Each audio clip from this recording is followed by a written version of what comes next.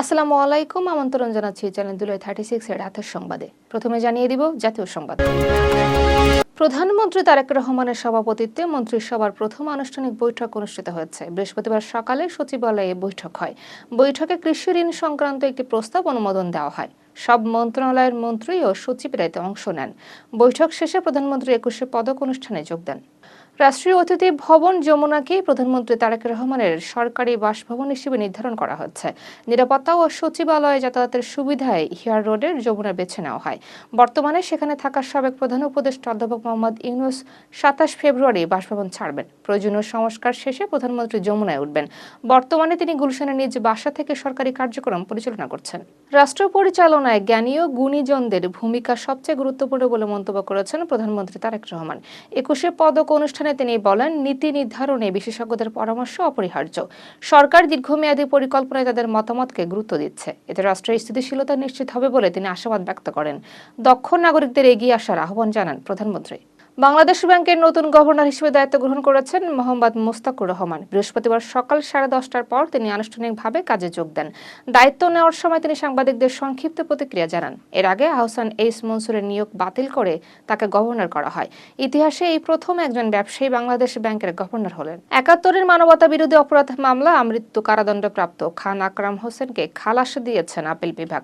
প্রধান বিচারপতি জুবায়ের রহমান চৌধুরীর নেতৃত্বে 5 বিচারকের বেঞ্চ রায় দেয়। 2015 সালে আন্তর্জাতিক অপরাধ ট্রাইব্যুনাল তাকে দণ্ডিত করেছিল। রায়ের বিরুদ্ধে আপিল করলে সর্বোচ্চ আদালত তা বাতিল করেন। ফলে তিনি মুক্তি পেলেন। সংরক্ষিত নারী আসনে বিএনপির এমপি প্রার্থী হিসেবে টাঙ্গাইলে আলোচনায় রয়েছেন আফরোজা খন্দকার নিপু। তিনি ঢাকা বিশ্ববিদ্যালয়ের সাবেক নেত্রী এবং বিএনপির জাতীয় নির্বাহী কমিটির সদস্য।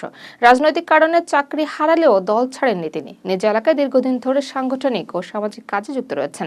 তাকে এমপি মনোনয়নের দাবি উঠেছে স্থানীয় পর্যায়ে। সড়ক পরিবহন ও সেতু, রেলপথ ও নৌ পরিবহন মন্ত্রণালয় দায়িত্ব পাওয়া 2 প্রতিমন্ত্রীর দপ্তর ভাগ করতে মন্ত্রিপরিষদ বিভাগে চিঠি দিয়েছেন সংশ্লিষ্ট মন্ত্রী শেখ রবিউল আলম। বুধবার পাঠানো ওই চিঠিতে তিনি প্রতিমন্ত্রী হাবিবুর রশিদকে সড়ক পরিবহন ও মহাসড়ক বিভাগ এবং রেলপথ মন্ত্রণালয়ের দায়িত্ব দেওয়ার প্রস্তাব করেন।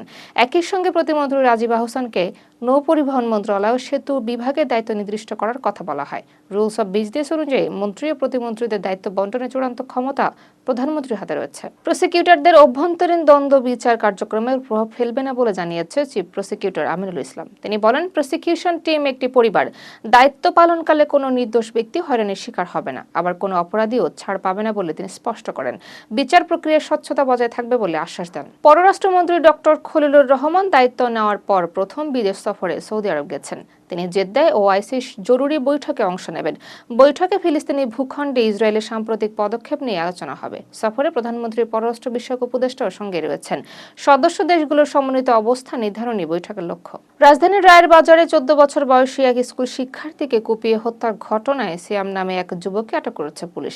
বুধবার রাত 9টার দিকে ছোট ভাইকে নিয়ে বাইরে বের হলে ওই শিক্ষার্থী হামলার শিকার হয়। গুরুতর আহত অবস্থা ঢাকা মেডিকেলে নেওয়া হলে চিকিৎসক তাকে মৃত ঘোষণা করেন। নিহতের পরিবার বলছে, পূর্ব পরিকল্পিতভাবেই হামলা চালানো হয়েছে। পুলিশ ঘটনার তদন্ত শুরু করেছে। ঝিনাইদহের কালীগঞ্জে নিখোঁজের একদিন পর তাবাসসুম নামে 7 বছরের শিশুর বস্তাবন্দি মরদেহ উদ্ধার করেছে পুলিশ। বৃহস্পতিবার সকালে একটি বাগান থেকে মরদেহটি পাওয়া যায়। শিশুটির হাত পা বাঁধা ছিল।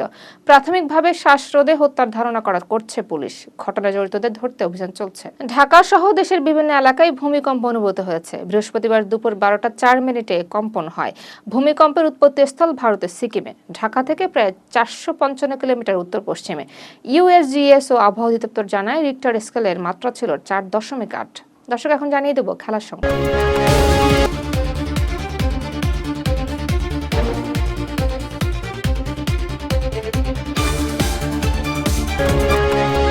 নারী বিপিএল এর চূড়ান্ত সূচি ঘোষণা করেছে বিসিবি। 3 থেকে 15 এপ্রিল টুর্নামেন্ট চলবে। 4 এপ্রিল চট্টগ্রামে উদ্বোধনী ম্যাচ হবে। গ্রুপ পর্বের সব খেলা চট্টগ্রামে অনুষ্ঠিত হবে। 14 এপ্রিল পহেলা বৈশাখে ঢাকায় ফাইনাল অনুষ্ঠিত হবে।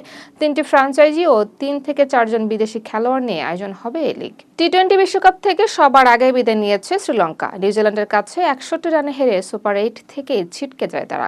মাত্র 107 রানে অল আউট হয় লঙ্কানরা। রাচিন রবীন্দ্র 4 উইকেট নিয়ে ম্যাচ সেরা হন। এই জয়ে সেমিফাইনালের পথে এগিয়ে যায় নিউজিল্যান্ড। পাকিস্তান নারী দলের ওপেনার সিদ্রা আমিনকে শাস্তি দিয়েছে আইসিসি। অসদাচরণের দায়ে তাকে ম্যাচ ফির 50% জরিমানা করা হয়েছে। তার নামের পাশে যোগ হয়েছে একটি ডিমেরিট পয়েন্ট। এটি গত 24 মাসে তার দ্বিতীয় শৃঙ্খলা ভঙ্গ। দক্ষিণ আফ্রিকার বিপক্ষে ম্যাচ আউট হওয়ার পর আচরণবিধি ভঙ্গ করেন তিনি। রিয়াল মাদ্রিদ চ্যাম্পিয়ন্স লিগের শেষ 16তে উঠেছে। বেনফিকাকে 2-1 গোলে হারিয়ে 2 লেগ মিলিয়ে 3-1 ব্যবধানে জয় পায় তারা। জয়সূচক গোলটি করেন ভিনিসিয়াস জুনিয়র। বর্ণবাদী দুয়োর জবাব তিনি গোলের মাধ্যমেই দেন। সান্তিয়াগো বার্নাব্যুতে উৎসবমুখর পরিবেশে ম্যাচ শেষ হয়। পিএসজি 2 বছর আগে লামিনে ইয়ামালের জন্য 250 মিলিয়ন ইউরোর প্রস্তাব দিয়েছিল বলে জানিয়েছে বার্সেলোনা সভাপতি হুয়ান লাপোর্তা। তিনি বলেন, ক্লাবের ভবিষ্যতের কথা ভেবে প্রস্তাব প্রত্যাখ্যান করা হয়। তখন ইয়ামালের বয়স ছিল মাত্র 17। চলতি মৌসুমে দুর্দান্ত পারফরম্যান্স দিয়ে সিদ্ধান্তের যথার্থতা প্রমাণ করেছেন তিনি। বার্সা সমর্থকদের প্রশংসা করাচ্ছেন এই তরুণ তারকা। দর্শক এতক্ষণ সাথে থাকার জন্য ধন্যবাদ।